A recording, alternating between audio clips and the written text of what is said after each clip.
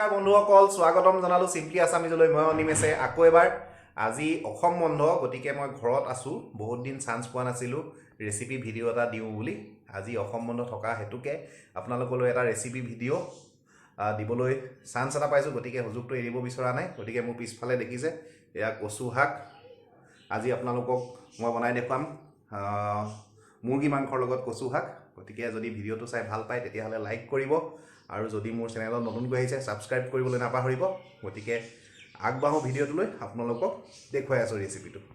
গতিকে ৰেচিপিটো বনাবলৈ আমাক লাগিব এয়া অলপমান মাংস লৈছো বেছি লোৱা নাই বেছি মাংস ল'ব নালাগে আৰু এয়া লৈছো পিয়াজৰ দাম বেছি কাৰণে এটাই পিয়াজ লৈছো 120 টকাত কিনি আনিছো কালি তাৰ পিছতে আদা নহৰু বিলাহী দুটা লৈছো আৰু এফালে কচু শাকখিনি প্ৰথমতে অলপ নিমখ দিছো দেখিছে চাগে নিমখ দি পেলাই উতলিবলৈ দিছো দেখিছে কচু শাকখিনি মই এনেকৈ উতলাইছো এনেকৈ 20 মিনিট মান উতলাব লাগিব যাতে ইয়াত দেখিছে পানীটো অলপ ৰঙা টাইপৰ হৈছে ৰঙচুৱা টাইপৰ এই পানীটো আমি উলিয়াই পেলাই দিব লাগিব এই পানীটো ভালকৈ নুলোৱালৈকে উতলিবলৈ দিব এই পানীটো পেলাই দিলে আমি কচু খালে যে খজুৱাই বুলি কওঁ সেই খজুৱা ভাৱটো নাইকিয়া হৈ যাব পানীটো ভালকৈ ওলাই গ'ল এতিয়া এয়া দেখিছে চাগে গতিকে আমি এই কচু শাকখিনি টুকি পেলাই বেলেগ এটা পাত্ৰলৈ লৈ আহিম এনেকৈ পানীখিনি যিমান পাৰে টুকি দিব পানী আহিবলৈ নিদিব এই পানীখিনি খজুৱাব যদি থাকি যায় প্ৰথমতে আমি মাংসখিনি ফ্ৰাই কৰি ল'ম 5 মিনিট মান ফ্ৰাই কৰি ল'লে হ'ল এনেকৈ গৰম তেলত মাংসখিনি দি দিব আৰু 5 মিনিট মান ফ্ৰাই কৰি ল'ব মাংসখিনি 5 মিনিট মান ফ্ৰাই কৰিলোঁ এতিয়া সেই একেখিনি তেলতে পিয়াজ দিলোঁ তাৰপিছত দিলোঁ নহৰু আদাৰ পেষ্ট আৰু এই কাটি থোৱা বিলাহীকেইডোখৰ অলপ ডাঙৰ ডাঙৰকৈ কাটিছোঁ এনেও ভাগি গুৰি হৈ যাব তাৰপিছতে এইখিনি এনেকৈ 5 মিনিটমান আকৌ ফ্ৰাই হ'বলৈ দিব হাই ফ্লেমত 5 মিনিটমান ফ্ৰাই হোৱাৰ পিছত অলপ হালধি দি দিছোঁ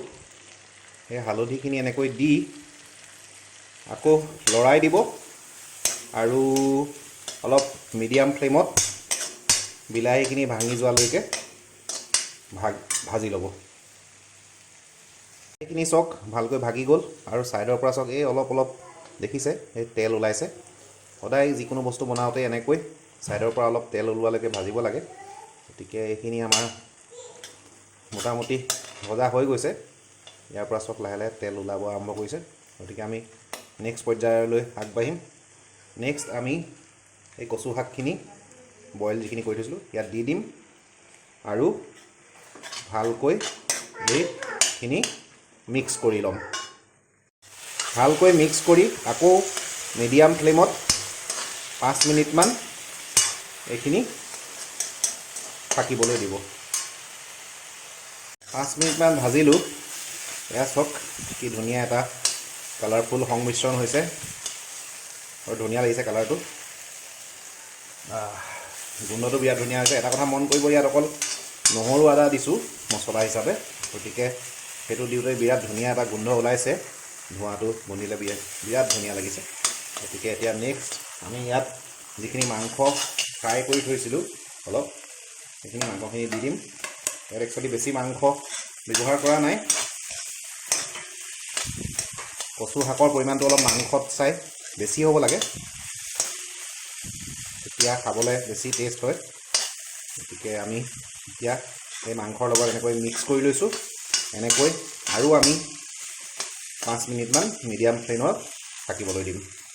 আমি সোৱাদ অনুসাৰে অলপ নিমখ দি ল'ম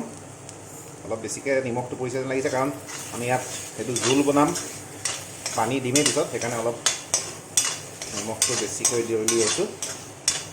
তাৰপিছত ভালকৈ মিক্স কৰি ল'ম আৰু 5 মিনিটমান ৰাখি